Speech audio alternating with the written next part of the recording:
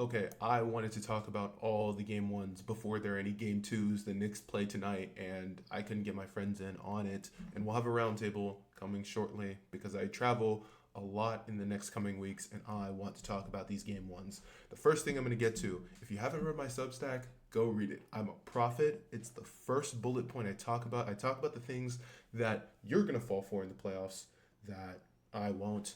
Things that are common in every playoff series, in every playoff run, like you just can't have, or things that might show up that we might say. Anyways, I go into depth about it. My first point in that entire Substack, go read it, is shooting. And it comes up in perfect light in this Pistons game. The Magic and the Pistons, Orlando wins. I don't have the final score in front of me, but Orlando just played so physical, like with the same physicality as the Pistons. Danny Parkins says it a lot that the Pistons are the tryhards of the league. They played with so much playoff intensity that getting to that next level, there wasn't really a next level for everyone to get to. So even if they were this skill of team, everyone's raising their playoff intensity to right here. So on any given day, the Magic can win. Ignore the cars, but any given day, the Magic can just walk in and play with more force, whatever is as what Zach Lowe would say. Um, I just thought it was more about they can't really play their identity. In the regular season, it's fine having one guy who creates everything, like the entire offense to get you a shot. Tobias Harris can make you a shot, and that's why he had 17 at the end of the day and was the second leading scorer. But it was Cade for 34, Tobias Harris for 17. Cade can't be responsible for 70 points every night. Like, he can't take 27 shots and have 17 assists for you to win. And in the playoffs, that's what it's going to have to be most of the games. I think game two, they might win by 60. And because they're just going to come out way more physical. But two of their big rotation players are non-shooters, Asar Thompson and Ron Holland.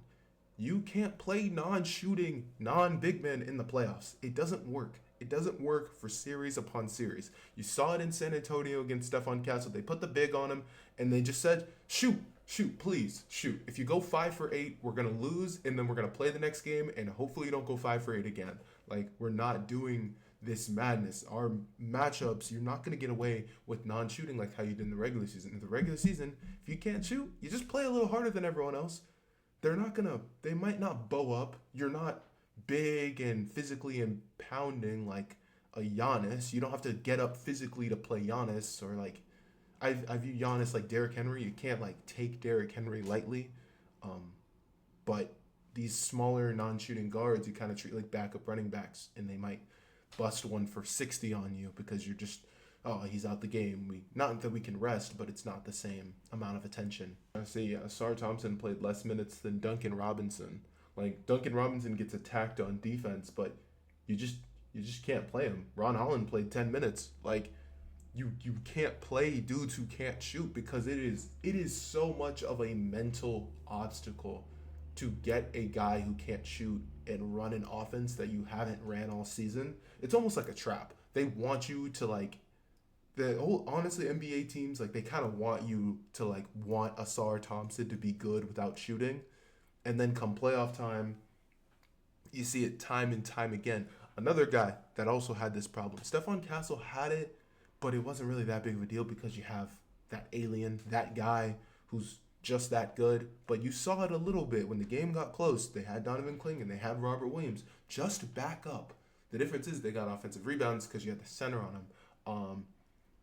In the Lakers game 2 nights ago, Amen Thompson, Alfred Şengün. Şengün is not a shooter. He can shoot, but the tape is out on him. He's about a 30% shooter on the year. I would not title that as a stretch big. He's a big who can stretch the floor, and you're not worried about him taking a jump shot that's wide open. But Ime Udoka screams at him when he takes a jump shot half the time. So that tells you all you need to know. Like, if you want to know how a coach feels about a player, like, the bot eyes never lie, Chico. But on to Amen Thompson. Amen Thompson could not space the floor. His athleticism was something ridiculous, and every time he had the ball, I kept screaming at my TV. It's just like, back up, back up, back up, because he's not taking jump shots. You saw they weren't close. They weren't competitive shots. And if Amen Thompson is taking 5, 6 3-pointers in a game, you've won defensively. Go get the rebounds. Go crash and go get the rebounds and hope and pray. So he didn't get played off the court necessarily because no Kevin Durant. There was nowhere else to turn to. But you see it in these series. It comes to fruition over and over and over again. If you can't shoot and you're not 7 feet tall, it's going to be really hard to get multiple playoff series win with you being the head honcho.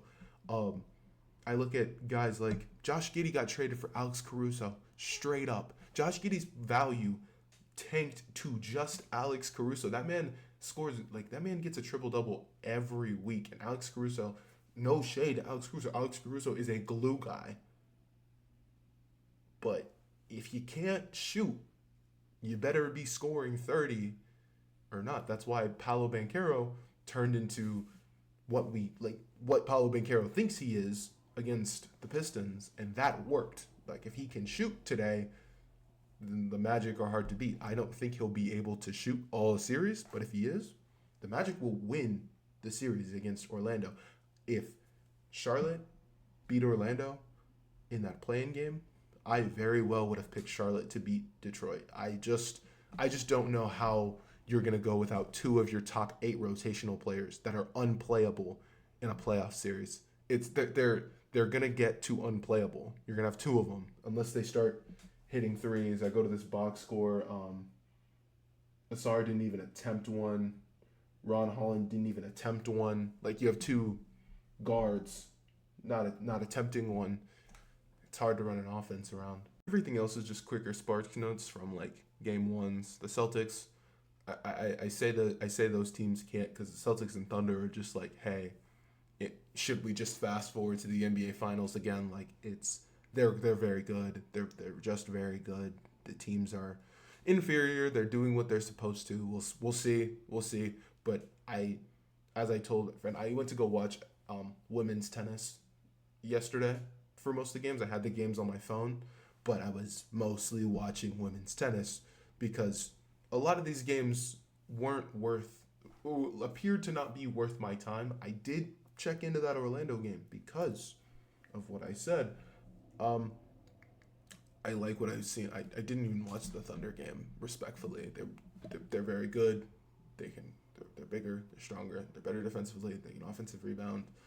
It's what I feel about the Knicks, which is very interesting. As you see, no bias, absolutely cogent analysis. I'm an opinionist and a fan.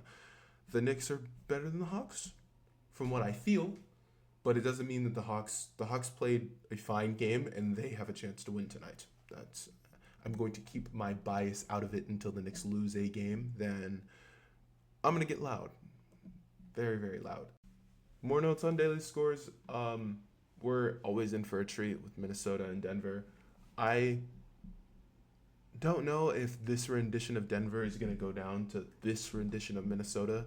I think they're different teams than when Minnesota won 2 years ago. It's going to be great. I don't put it past Minnesota. I would pick Minnesota to cover tonight. Whatever it is, it's going to be nip and tuck. This game might go to OT.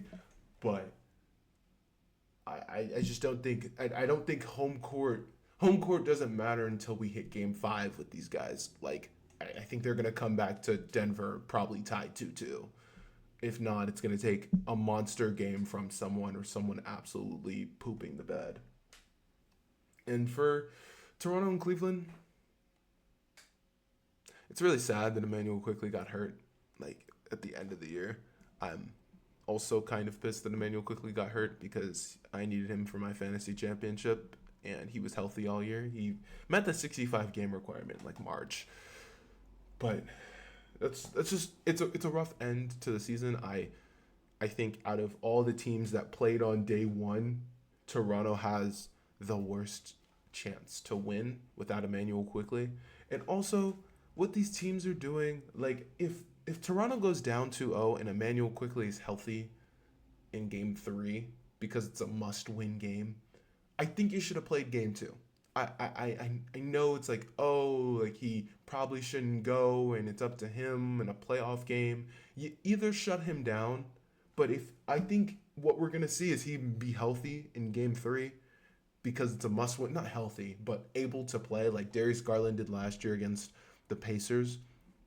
I think it's a little different because I think the Cavs genuinely just took the Pacers lightly, and the Raptors are obviously not taking even lightly that they're lower seed then, but it's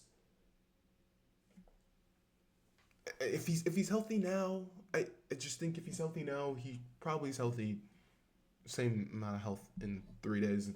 It's Liz Frank and hamstring. Do we have a triple header tonight? Cavs, Raptors, and then at 7 o'clock Knicks. It's not a triple header because they're at the same time. Knicks, Hawks, and then Nuggets, Timberwolves. If I was a betting man, I would take Cavs money line, and then I would take the Cavs spread, and then the Knicks money line, and then the Timberwolves to cover. I don't know what the number is, but take them to cover on all of those. If I was a gambling man, that's just my tips for the day. Thank you for watching. NBA Roundtable coming soon because we're getting the guys' takes on MVPs. We're getting them to argue about MVP winners or just the finalists because we have varying different opinions about this and we argue about it a long time. So why not stick a camera in their face to do it? We're also going to talk about the ballot because I have some serious issues with how that was handled, at least at the end of the season, I think it was mostly because of the extraneous circumstances and how that might affect a ballot. But that's all I got. Hope you enjoy. See y'all very soon.